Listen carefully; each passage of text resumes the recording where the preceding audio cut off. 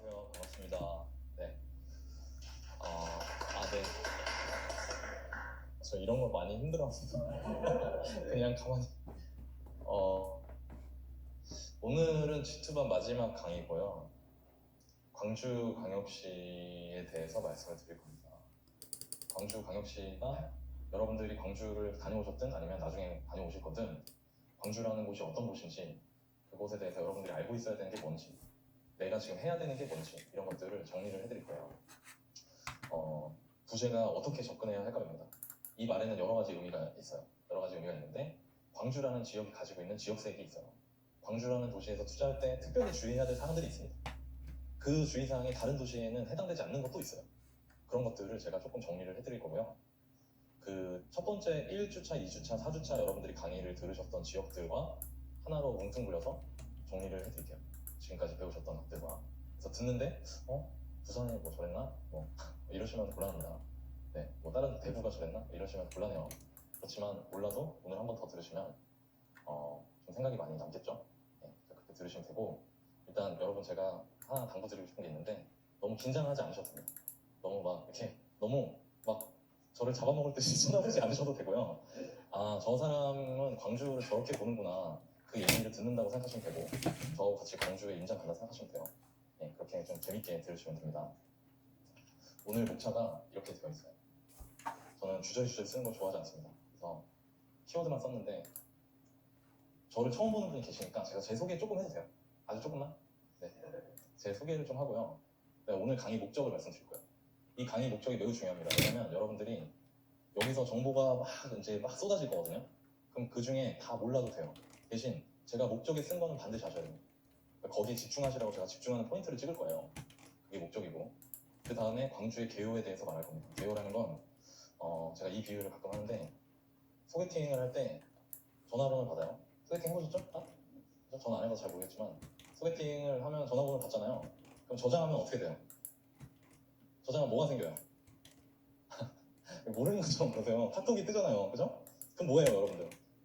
눌러보죠? 그죠? 그거하고 똑같은 겁니다. 이 개요, 도시의 개요를 본다는 건. 여기 계신 분들 중에 광주를 가신 분도 있고 안 가신 분도 계시겠지만, 광주를 전혀 안 가보고 모르는 분들은 그 도시에 대한 인상 자체가 없잖아요. 그죠? 그거를 해드릴 거예요, 제가. 광주광역시 카톡을 눌러서 보여드릴 겁니다. 그리고 그 다음에 이제 알아가야겠죠? 그 알아가는데 투자로서 알아가는 거는 입지하고 가격을 아는 거예요. 이게 핵심입니다. 왜? 여러분들이 열반스쿨이나 실준반 이런 데서 강의를 들으실 때 이 투자의 기본적인 개념과 원리를 얘기를 들으셨잖아요. 그거를 제가 다시 한번 얘기할게요. 모르실 수 있으니까. 저희가 하는 방식, 제가 가르치는 투자는 이런 겁니다. 가치가 있고요, 가격이 있어요. 자, 이거 사이에 관계가 있죠. 그죠? 이 관계는 세 가지 중에 하나입니다. 이거. 맞아요? 그렇죠? 여러분들은 1번일 때, 2번일 때, 3번일 때 어떤 때 사는 게 맞다고 생각하세요? 그죠? 지금 나 너무 무시하는 거야? 약간 이런 느낌인데, 그죠? 1번일 때 사는 거잖아요. 실제로 이렇게 하나요? 사람들이? 자, 이거를 여기까지 개념은 당연히 아는데 실제로 벌어지는 일을 제가 말씀드려볼게요. 실제로 벌어지는 일은 이렇습니다. 실제 현재 가격의 움직임을 볼게요. 지금 현재 가격이 가치보다 높냐 낮냐와 상관없이 현재 가격이 움직이는 거. 통상적으로 이때는요, 가격이 안 오르거나 떨어지고 있을 때가 많습니다. 이럴 때는 찰나예요. 거의 없어요. 이런 시기는 찰나입니다. 점이에요, 점. 그럼 이때는 언제냐? 이때는 어떠냐? 이때 가격이 올라가고 있죠. 그죠? 그럼 다시 물어볼게요. 사람들은 올라가고 있을 때 사고 싶어 합니까? 멈추거나 떨어지고 있을 때 사고 싶어 합니까? 근데 올라가고 있을 때 이런 확률이 높잖아요. 그죠? 이게 매우 중요한 포인트예요. 가격의 변동성이 아니라 가격의 수준을 봐야 됩니다. 지금 가격이 오르고 있느냐 떨어지고 있느냐 이거보다 지금 가격 자체가 싸냐 비싸냐를 봐야 된다는 얘기예요. 그게 여러분들이 먼저 가져야 될 개념입니다. 나는 투자를 이런 거에 해야겠다 라고 생각하셔야 된다는 거예요. 그럼 보세요. 자, 보십시오. 그거를 판단할 때 여러분들의 판단에 영향을 주는 변수는 제가 여기 써놓은 거예요. 가치하고 가격입니다. 맞아요? 그쵸? 그럼 이거 두 개를 다 어떻게 해야 돼요? 알아야 이건지 판단할 거 아니에요. 그죠? 그럼 이렇게 결론이 나오는 거예요. 여러분들이 임장을 한다는 거는, 그리고 어떤 지역의 성품을 판다는 건 그 지역의 가치를 파악하고 가격을 파악하는 거, 이거 두 개가 다라는 겁니다. 이 두 개를 하면 여러분들은 일단 여러분들이 생각하고 있는 투자의 개념에 맞게 하나씩 하고 있는 거예요. 다시 이걸 볼까요? 여기 뭐라고 써있죠? 개요 밑에? 그 밑에 뭐라 써있어요? 그래서 이게 들어간 겁니다. 왜? 부동산의 가치는 입지니까. 그럼 광주의 가치는 입지잖아요. 그래서 광주의 입지를 말할 겁니다. 그리고 광주의 현재 가격을 말씀드릴 거예요. 여러분들한테. 그럼 여러분들이 이런 판단할 수 있는 도구가 갖춰지겠죠? 그렇죠? 그 상태에서 가격이 오르냐 떨어지냐가 중요하다 하지 않다? 하지 않다. 그걸로 판단하는 게 아니다. 이 개념을 갖고 들으시면 여러분들이 더 재밌고 의미 있게 들으실 거예요. 그리고 나서 광주에 투자할 때 주의해야 될 점을 알려드릴 겁니다. 제가 그냥 이거 하지 마라, 이렇게 해라를 정해버릴 겁니다. 그냥 그렇게 하시면 됩니다. 그러면 오늘 강의가 끝날 거예요. 아, 어떡하지 이거? 아, 제가 컨디션이 좀 좋은데 어떡하죠? 이거 좀 오래 해도 되나요?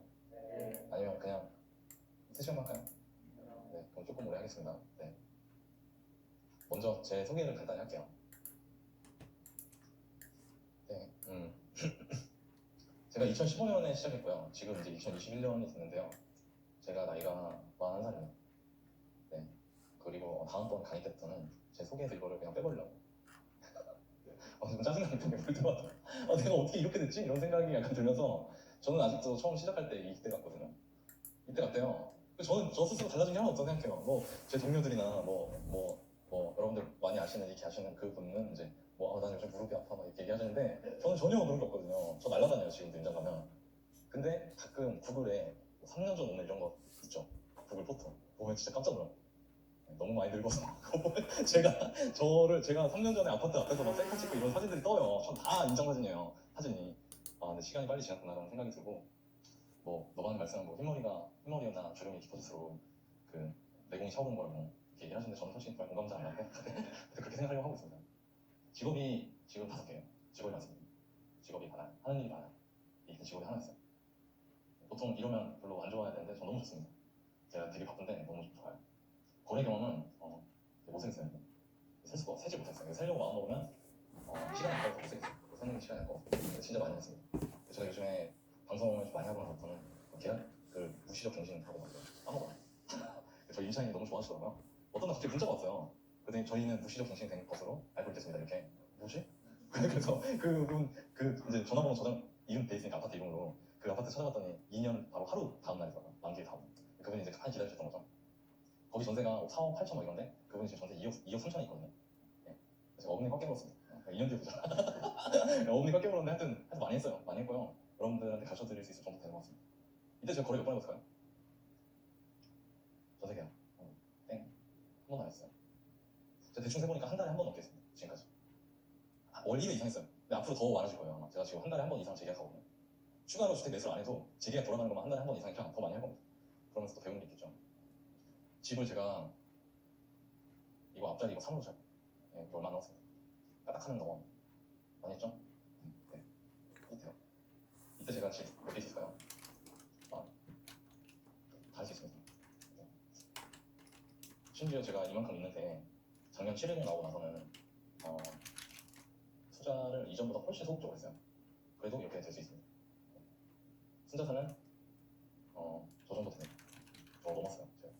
근데 솔직히 그냥 별 느낌이 없습니다. 이거는 여러분들 오해하시면 안 되는데 느낌이 없다는 건 저 수도권 제가 가지고 있는 집들의 3분의 2 정도가 수도권에 있거든요. 서울과 경기도, 인천에 있습니다. 거기 있는 것들이 나중에 장이 꺾이면 다 까내려갈 거예요. 제 순자산이 쪼그라들 겁니다. 왜냐면 전 8만 원이기 때문에. 그래서 저거는 그냥 별로 의미 없는 것 같아요. 그렇지만 좀 마음이 편안한 건 있었어요. 그리고 제가 처음에 36억이 제 목표였는데 그거 달성이 됐기 때문에 좀 편안한 건 있습니다. 이때 순자산이 얼마였을까요? 그럼 샀어요. 이거 어떻게 됐어요? 아씨, 저 사람은 수도권은 2015년, 16년 그때에서 저렇게 됐구나. 근데 나는 저렇게 될까? 나도 될 수 있을까? 라고 생각하시잖아요. 여러분들 강의 끝나고 집에 가시면서 카페에 있는 10억 달성기를 한번 보시죠. 얼마 전에 나승맘님하고 빈스님이 썼더라고요. 나승맘님하고 빈스님은 제 입장에서는 이렇게 앉아있는 모습 본 게 엊그저께 같아요. 근데 저도 놀랐어요. 벌써 10억 됐어. 그리고 제가 생각이 앞으로도 충분히 그렇게 될 수 있습니다. 물론 여러분들이 6년 만에 60억 넘고 이건 어려울 수도 있어요. 왜냐면 지방 마켓 자체가 그 사이즈가 다르니까 수도권하고. 그렇지만 여러분들이 생각한 것보다 훨씬 더 놀라운 결과를 불러일으킬 수 있습니다. 제가 그거에 대해서 이야기 좀 더 자세하게 좀 이따 할게요. 제가 강의는 80번 정도 한 것 같아요. 그래서 강의를 100번 넘게 하고 싶습니다. 그때 뭐 한 번도 안 할게요. 저는 이런 사람입니다. 제가 좀 전에 순자산 저거 여러분들도 되게 많이 할 수 있다고 얘기했잖아요. 제가 여러분들 강의 시작하기 전에 가슴이 두근거리게 제가 한번 하고 할게요. 얼마 전에 한 2주? 제가 지투번 스터님들한테 그 뉴스 공유를 했었어요. 지방 전세가율 역대 최고, 사상 최고치 막 이런 기사가 있었어요. 얼마 전에. 그 기사 나온 지 한 2주밖에 안 됐거든요. 지방 전세가율 너무 높다 지금. 그리고 나서 제가 서울 전세가율 역대 최고라는 제목의 기사를 같이 공유했습니다. 이 강의 들으시는 분들 중에 튜터님들은 아마 아실 거예요. 제가 튜터님들한테 들었나, 조장님들한테 들었나 그랬거든요. 서울 전세가율 역대 최고라는 기사가 언제 나왔을까요? 몇 년에 나왔을까요? 대충 2015년, 2016년에 나왔습니다. 그때 당시에 서울 전세가율 역대 최고라는 기사가 나왔어요. 그리고 지금 2021년이잖아요. 지금 어떻죠? 전세가율 어떻죠? 낮죠? 그 사이에 무슨 일이 벌어진 거죠? 그러면? 전세가율이 낮아진 거죠? 그쵸? 근데 지금 지방의 전세가율 역대 최고라면서요. 그렇게 큰 뷰로 보면은 여러분들은 지금 엄청 가슴이 막 두근두근 설레야 돼요. 제가 하려는 말 무슨 말인지 아시죠? 그죠? 전세가율이 떨어지려면 어떻게 해야 되냐? 매매가가 오르거나 전세가가 떨어지거나 둘 중에 하나가 돼야 됩니다. 전세가가 떨어져서 전세가율이 떨어지기가 쉬울까요? 그럴까요? 지금 이렇게 돈이 풀리는데 전세가는 물가인데 전세가가 다른 거 여러분들 고깃집 가면은 소주 한 병에 5,000원씩 팔고 이제 신발 가면 나이키 가면 이제 10만 원 안 되는 신발이 없어요. 그런데 다 올라가는데 전세가가 떨어져서 전세가가 떨어질 수 있을까요? 그럼 여러분들은 지금 내가 엄청난 기회 앞에 있을 수도 있다는 생각을 하셔야 된다. 그렇게 큰 뷰로 보면. 그러면 그걸 나한테 지금 기회가 있구나. 그럼 내가 이제 뭘 해야 되지? 그것만 잘 챙겨서 하시면 된다. 치명적으로 실수하는 것만 피해가면서. 제가 오늘 강의 때 그 얘기 하겠습니다. 잘 들어보실 생각이 있으시죠? 알겠습니다. 들어가기 전에 여러분들이 그 지역 공부하실 때 이거를 좀 아시는 게 좋아요. 부동산에 대해서 내가 저 사람이 많이 알고 있다. 그리고 훌륭한 결정, 좋은 의사결정을 할 수 있다. 이런 사람들의 특징이 뭐냐면 시장을 오래 본 사람들이에요. 오랫동안 본 사람들. 왜? 부동산도 똑같아요. 움직입니다. 맨날. 오르락 내리락. 움직이거든요. 그 움직이는 거를 안다는 거는 히스토리를 안다는 거예요. 이 지역의 오늘, 1년 전, 2년 전, 5년 전 이렇게. 왜 우리가 흔히 고수들을 10년 고수, 사이클을 한 사이클을 돌아본 사람 이렇게 표현하는 것 중에 하나는 그 사람이 여러분들보다 부동산에서 사장님하고 잘하고 이래서 그런 게 아니고요. 시장의 움직임을 되게 오랫동안 봐왔기 때문이에요. 거기서 내가 얻을 수 있는 통찰력이 엄청 많거든요. 그럼 여러분들이 그런 사람이 되고 싶다고 하면 지역 공부를 하실 때 그 지역의 오늘뿐만 아니라 그 이전을 볼 필요가 있다. 도대체 어떻게 흘러왔지를 볼 필요가 있어요. 무슨 말인지 아시겠어요? 제가 하나 재밌는 예를 들면 여러분들은 서울 수도권이 엄청 비싸졌을 때 관심 가지게 됐죠. 다? 저는 엄청 쌀 때 봤잖아요. 그렇잖아요. 요즘에 대출도 잘 안 나오죠, 실수요자들. 근데 저는 대출 3개를 한 번에 한 적도 있어요. 집 3개를 사서요. 3개를 다 담보대출을 일으켜서 잔금한 적이 있어요. 그런 시기를 봤던 거예요. 제가 직접 했던 거거든요. 그러니까 이런 변화의 흐름이 저는 되게 와닿는 거예요. 여러분들은 그냥 어느 날 봤더니 뭐야 미쳤어, 씨, 나 그럴 거죠? 이건 건데 저는 옛날에 쌀 때부터 이렇게 했던 게 이렇게도 변하는구나를 봤다는 얘기죠. 그래서 덤덤한 거예요. 또 그렇게 되겠는데? 잘 되면? 즉 제가 하고 싶은 얘기는 여러분들이 어떤 지역을 보실 때 현재 상황을 보시는 것도 좋지만 이전에 어떤 날 보는 게 되게 중요하다. 그런 습관을 기르실 필요가 있다. 2018년에 미쳤었습니다. 이때 정말 제가 너무 놀랐어요. 왜냐면 제가 투자를 시작하고 가장 단기간에 금액 자체로 가장 많이 오르는 걸 본 게 서울이 아니라 광주였어요. 왜냐면 2018년 여름 전에는 서울도 되게 완만하게 올라갔었거든요. 폭등이 없었어요. 2018년 여름 전에. 근데 먼저 광주에서 왔어요. 그래서 그거 보면서 와 저기 미쳤나 보다 했는데 그 급등의 후유증 때문에 2019년에 가격이 많이 떨어집니다. 아까 뉴스에서 나왔던 데가 5억 하던 게 10억이 됐잖아요. 그게 2019년에 7억 5천까지 떨어졌어요. 그 10억에 산 사람도 어떡하지? 지금도 아직 그 가격이 안 됐습니다. 그리고 2020년에 뭐가 있었죠? 작년에? 임대차 입법이 있었죠. 임대차 입법은 전국을 가리지 않고 전세가를 올렸어요. 그래서 전세가와 매매가의 차이가 적었던 단지들은 모두 다 급등했습니다. 왜? 매매가가 전세가보다 쌀 수 없기 때문에. 그러면서 광주도 가격이 올랐어요. 다시. 그러니까 반등을 한 거죠. 2018년에 여기 있다가 이만큼 올랐다가 다시 엄청 떨어졌어요. 조금 떨어진 것도 아니에요. 이때 2019년에. 이만큼 올랐다가 반 빠졌어요. 반. 올라간 거에 반. 그리고 다시 전세가 2020년 돼서 이만큼 올랐다. 그러다 2020년 말에 뉴스에 나온 것처럼 조정대상 지역이 됐고 조정대상 지역이 되고 나서 2021년에는 안 좋았어요. 현재 안 좋아요. 근데 제가 아까 들어가기 전에 가치 가격 얘기하면서 가치가 가격보다 더 위에 있을 때가 투자하는 거라고 했잖아요. 그리고 여러분들도 다 분명히 동의하셨죠? 그죠? 근데 그럴 때는 가격이 안 오르거나 떨어지고 있을 때가 많다라고 얘기했잖아요. 그럴 수도 있다. 물론 올라올 때도 있어요. 근데 대부분 그럴 때 여러분들이 투자를 못해요. 왜? 나만 사니까. 나만 사니까 옆 사람도 사줘야지 되는데 그래 마음이 편한데 내가 나만 사는 것 같으니까. 근데 저는 여기가 기회라고 생각합니다. 그래서 지금 광주 갔다 오신 분들은 약간 시큰둥하실걸요. 아씨 저게 무슨 말이야. 막 나는 사기 싫은데, 나는 지금 막 올라가고 있는 막 다른 데 사고 싶은데. 근데 그게 아니고요. 투자는 가치 대비 가격이 쌀 때 하는 거고, 그거는 현재 가격이 움직이고 있는 거랑 전혀 상관이 없어요. 그래서 저는 여기가 되게 공부해볼 만한 가치가 있다고 생각합니다. 그 얘기를 자세히 해볼게요. 이제 하나씩. 오늘 강의의 목적입니다. 아, 광주는 이렇구나. 올랐다, 한번 크게 올랐다, 크게 떨어졌다, 다시 조금 올라가는 것 같다가 멈춰있구나. 다른 데 다 올라가는데. 여기까지예요. 목적. 제가 아까 강의 목적이 중요하다 했죠. 일단 여러분들은 광주가 가지고 있는 위상이랑 입지를 이해해야 됩니다. 이 위상은 이런 겁니다. 서울이 좋아요? 부산이 좋아요? 그죠? 맞죠? 부산이 좋아요? 김해가 좋아요? 청주가 좋아요? 군산이 좋아요? 이걸 이해해야 된다는 겁니다. 광주가 도대체 어느 정도일까? 그걸 알아야 돼요. 그 다음에 광주 안에 입지를 알아야 됩니다. 광주 어느 동네는 어떻고, 저 동네는 어떻고, 사람들, 광주 사람들 여기를 좋아하고 저기는 싫어해. 이걸 알아야 된다. 그걸 아셔야 돼요. 그 다음에 가격을 알아야 됩니다. 지금 광주 가격이 얼마지? 여러분들이 광주를 안 갔다 왔는데, 그냥 안 갔다 왔어요. 날도 더워. 그래서 여기 앉아가지고 그러니까 제가 거기다가 얼음 하나씩 넣고 있는 겁니다. 이게 알려드리는 거예요, 그냥. 그러니까 지금 보시면 돼요. 이걸 볼 때는 어떻게 해야 되냐? 내가 광주를 갔다 오지 않았더라도 여러분들이 지투만 하면서 어딘가를 인정하셨죠? 그렇죠? 그럼 그 지역의 가격을 떠올리면서 비교를 해보시면 됩니다. 광주를 갔다 오신 분들은 제가 이야기를 할 때 저게 저런 의미가 있었어, 저런 의미가 있었구나를 생각하시면 되고요. 비교해보세요. 광주 가격 얘기할 때 제가. 근데 그거 안 하실 것 같아서 제가 해드릴 겁니다. 그리고 광주나 지방에 투자할 때 주의해야 될 점 결론을 내겠어요. 제가 여러분들한테 말할 겁니다. 이렇게 해야 된다. 공부하는 것과 투자하는 것 두 가지 말할 겁니다. 요것만 배우면 됩니다. 다시 광주가 입지가 어떻구나, 광주는 어느 정도 레벨이구나, 광주 입지는 이렇구나, 광주 현재 가격은 이렇구나, 그리고 지방 투자할 때는, 지방 투자 공부할 때는 이렇게 해야 되는구나, 지방 투자할 때는 이렇게 해야 되는구나. 그것만 배워가면 다 하신 겁니다. 오늘 나머지 제가 막 다른 거 뭐 GRDP 막 이런 거 까먹어도 돼요. 근데 제가 얘기한 거는 반드시 기억하셔야 돼요. 광주라는 지역을 제대로 알고 정리하는 거, 그리고 기회를 잡는 겁니다. 제가 광주 지역 분석 이거 G2반 강의를 간혹 하잖아요. 저희 지방투자반 지역이 바뀔 때가 있어요. 네, 근데 앞으로는 안 바뀔 것 같긴 한데, 제가 광주 강의하고 나서 투자하시는 분들 꼭 있습니다. 근데 괜찮았어요, 다 나름. 그러니까 잘 들어보십시오. 광주 지역 분석 먼저 할 건데, 도시의 개요, 제가 아까 얘기했죠. 그리고 입지, 가격, 투자, 이 4개로 할 겁니다. 그냥 심플하게 막 어렵게 생각하지 말고 그냥 광주 4개, 개요, 입지, 가격, 투자하는 거. 요걸로 구조를 짜세요. 머릿속에 폴더 만드세요. 그죠? 그럼 당연히 제가 아까 개요는 소개팅 할 때 전화번호 받은 다음에 카톡 프사 같은 거라고 했잖아요. 그럼 그걸 한번 볼게요. 이걸 먼저 보겠습니다. 자, 이거 제가 좀 전에 얘기했고요. 광주 입지하고 가격을 이해하는 거예요. 이 4가지를 가지고. 먼저 개요를 볼게요. 저는 도시의 개요를 볼 때 이렇게 6개만 봅니다. 제가 그동안 임장보고서 쓰고 막 뭐하고 하면서 결국에 남겨놓은 게 이거 6개예요. 이거 말고는 안 봅니다.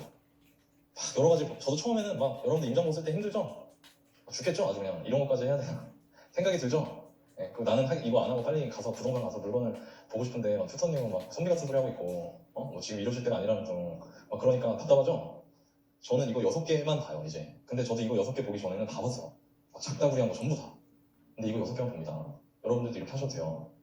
위치와 특징을 봅니다. 위치와 특징이라는 거는 약간 지리 선생님 같은 관점으로 봅니다. 그 지역을 지리 선생님이 된 것처럼 봐요. 왜? 아무것도 모르니까. 백지니까. 도대체 이게 어디에 붙어있고 어떻게 생겨먹었는지는 봐야 되잖아요. 그 다음으로 행정구역을 봅니다. 이 행정구역이라는 거는 눈은 어디고, 코는 어디고, 입은 어디고, 멀쩡하게 달려있는지를 보는 거죠. 어디에 마치 사람을 본다 치면 어디가 무슨 구고 무슨 동인지는 알아야 될 거 아닙니까? 아무것도 모르니까 지금 내가. 그래서 그걸 그 다음에 봐요. 그리고 나서 바로 사람 수를 봅니다. 도대체 사람이 얼마나 살까? 여기. 왜? 부동산은 사람이 모이는 곳에 있는 걸 사야 되기 때문에, 사람이 많은 곳에 있는 걸 사야 되기 때문에, 주거용 부동산은. 그래서 인구를 반드시 봅니다. 너무너무 중요합니다. 그리고 나서 그 인구들, 그 사람들이 어디에 몰려 사는지를 보는 거예요. 생활권을 보는 거예요. 그리고 그 사람들이 몰려 사는 곳곳에, 즉 동네의 특징을 봅니다. 그게 생활권을 보는 거고요. 그 사람들이 내가 집 사서 팔 때 사줄 수 있을까를 봐요. 그리고 그게 그 도시의 생산 기능과 소득입니다. 생산 기능이라는 건 도시의 생산액이 높으면 높을수록 거기에 고도의 양질의 일자리들이 모여있다는 얘기거든요. 그리고 그게 그 사람들 소득을 결정하잖아요. 그걸 보는 거예요. 그리고 나서 옆을 봅니다. 옆에 뭐가 있지? 까지 보는 거예요. 이거 6개로 저는 첫인상 파악을 합니다. 하나씩 해볼게요. 먼저 위치하고 특징입니다. 폴더 만들고 들어가고 있어요. 지금 머리에 구조를 짜십시오. 이거 되게 쉽습니다.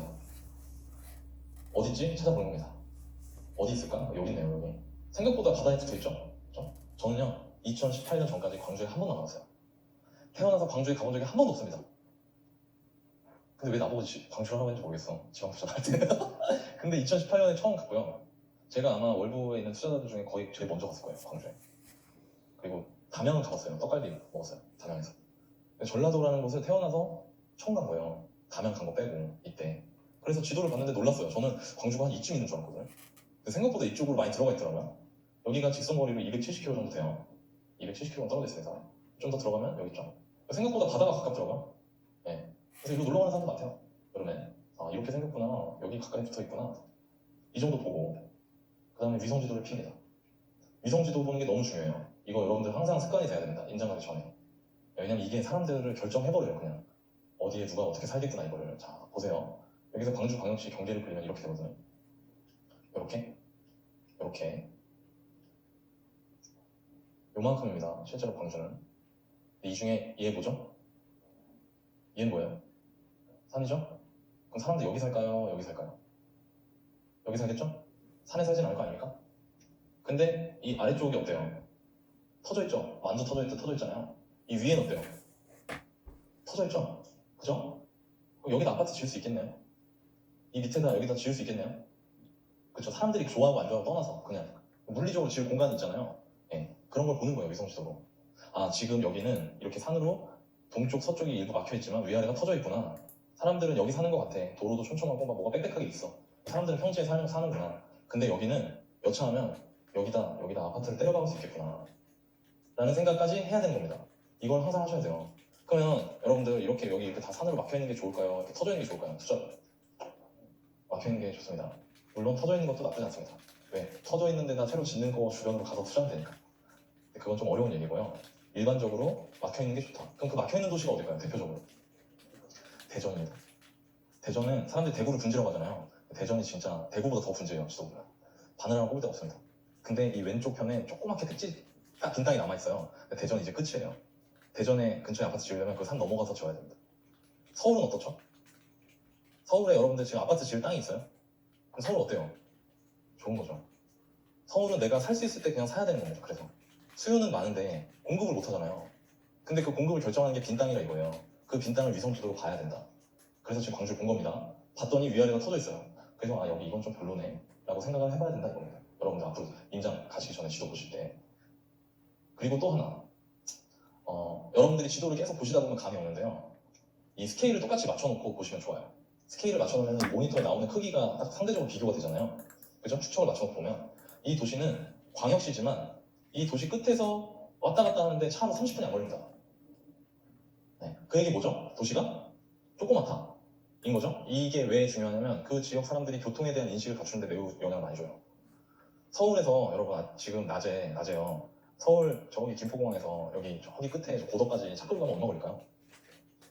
네, 한 2시간 잡아요. 그죠? 그러니까 이 사람들은 어때요? 여러분들 다 이 근처에 사시죠? 수도권에? 여러분들은 지하철역이 있는 게 좋아요, 없는 게 좋아요? 네, 근데 여기는 어떨까요? 네, 그런 거 필요 없습니다. 왜? 난 어차피 안 탈 거니까. 난 내 차 가지고 갈 거니까. 그러니까 그런 거를 도시 사이즈를 보면서 판단할 수 있다. 그런 면에서 봤을 때 광주는 중심부 이 도시 자체가 작아요. 근데 터져 있잖아요, 땅이. 그러니까 여기다가 집을 지으면 이 안쪽 집들의 직접적인 위협이 된다, 안 된다? 된다. 왜? 여기가 외곽이라도 여기서도 여기 가는데 30분이고 여기서 여기 가는데 20분이에요. 그럼 10분 정도 차이는 새 아파트가 커버 되잖아요? 그죠? 근데 서울 수도권에는 외곽에 새 아파트 지어도 그 새 아파트 가격이 사람들이 글로 우르르 몰려가지 않는 이유가 있다. 왜? 너무 멀어지니까. 새 아파트에 살기 위해서 치러야 될 대가가 너무 크니까. 서울 수도권은. 이해되세요? 무슨 말인지? 그런 걸 위성지도 통해서 봐야 된다. 이런 습관을 들이셔야 된다. 여기까지 본 다음에 지적도를 봅니다. 이거를 뭐라고 하냐면 지적 편집도라고 불러요. 지적 편집도는 그 땅의 용도를 몇 가지 색깔로 구분해놓고 그 색깔을 입혀서 표현하는 겁니다. 저는 여기서 주로 볼 때 지방 볼 때요. 요 파란색 있죠? 요거 제가 이 색깔 굉장히 좋아하는데 이 청량한 색깔 이거 하고요. 이 핑크색 이걸 잘 보셔야 돼요. 나머지는 초록색 아니면 노란색이에요. 초록색은 그냥 느낌적 느낌으로 여기는 나무가 많겠다 느낌이 오시죠? 그러니까 버리시면 되고요. 노란색은 사람 사는 데입니다. 거기가 뭐 아파트든 뭐든 모르겠는데 하여튼 사람 사는데 이 퍼런 거가 우리가 흔히 얘기하는 공업지역이에요. 근데 서울 수도권에는 공업지역에 있는 일자리보다 이 핑크색으로 되어 있는 곳의 일자리가 훨씬 더 중요합니다. 왜? 핑크색으로 되어 있는 일자리가 돈 많이 주는 데예요. 다. 이 강남을 지적 편집도를 딱 키면 강남 테헤란로가 전부 핑크색입니다. 거길 중심 상업지구라고 하는데 그 상업지구에 일반 대기업 오피스가 들어가 있어요. 근데 지방에 그렇게 이 강남 테헤란로 같이 대규모 오피스 건물들이 있는 데가 있을까요? 별로 없죠. 거의 없어요. 왜? 본사가 서울에 많아요? 광주에 많아요? 서울에 많잖아요. 그러니까 지방에서의 핑크색은 그냥 술 먹고 노는 데입니다. 술 먹고 노는 데예요. 그렇게 보시면 돼요. 이 지역분들도 수도권에서 볼 때는 핑크색이 술 먹고 노는 데가 아니라 일하는 데랑 섞여 있을 수도 있지만 지방은 핑크색은 무조건 노는 데다. 그럼 지방 사람들 어디서 일하냐? 이 퍼런 데서 일합니다. 그래서 이 지적도를 보면 다 보여요. 이 사람들 어디로 일하겠구나. 어디로 왔다 갔다 할지가 다 보인다 이겁니다. 자, 예를 들어서 제가 설명을 해볼게요. 여기 사람이 산다고 했죠, 제가. 노란 데 산다고. 이 사람이 여기로 출근해요. 출근해. 퇴근해. 가서 술 먹어. 집에 와. 출근해. 퇴근해. 이렇게 사는 겁니다. 보이죠? 제가 무슨 말 하는지 아시겠죠? 그죠? 여기 사람 살아요. 출근을 뭐 일로 하든 해요. 아니면은 뭐 이런 데 있을 수도 있겠죠. 왜냐면 변호사 사무실, 세무사 사무실 이런 데 있으니까. 출근해. 퇴근해. 바로 앞에 술 먹어. 집에 와.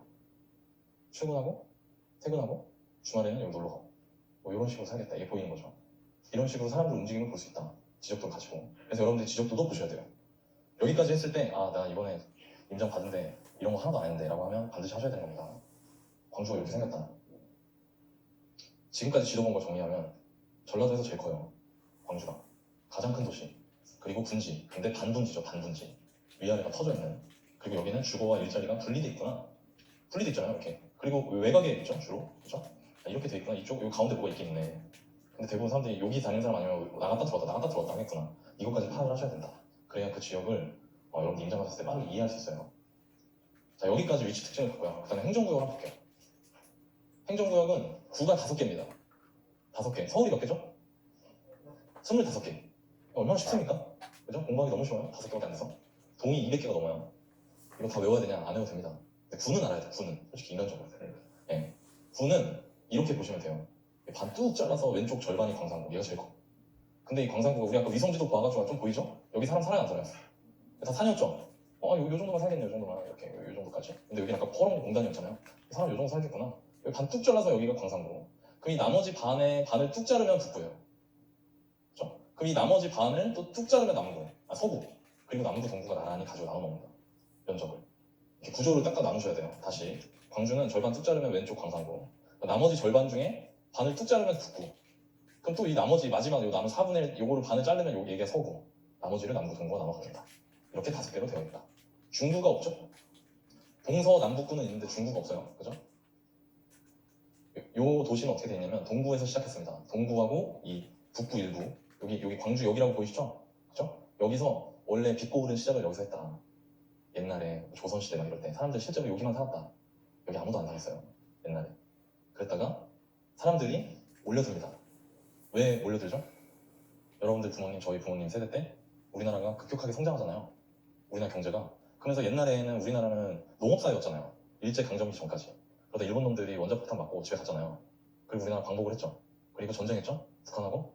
전쟁 끝나니까 온 나라가 폐허가 됐는데 그때 당시에 박정희 대통령이 우리도 한번 잘 살아보세요 이런 거 했잖아요. 네. 기억나세요? 학교 때 배우셨죠? 네, 왜 이렇게 처음 듣는 사람들 주의해주시지? 그래서 어떻게 했냐면 막 대기업을 막 밀어준단 말이에요.